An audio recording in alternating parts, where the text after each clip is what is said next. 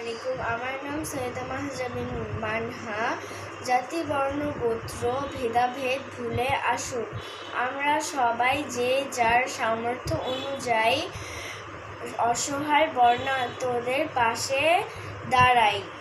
আমি আমার জমানো টাকাটুকু তাদের জন্য দিয়ে দিলাম।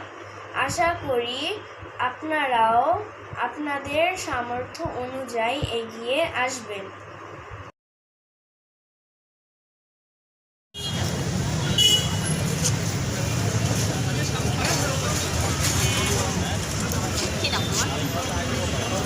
মাইমুনা মানহা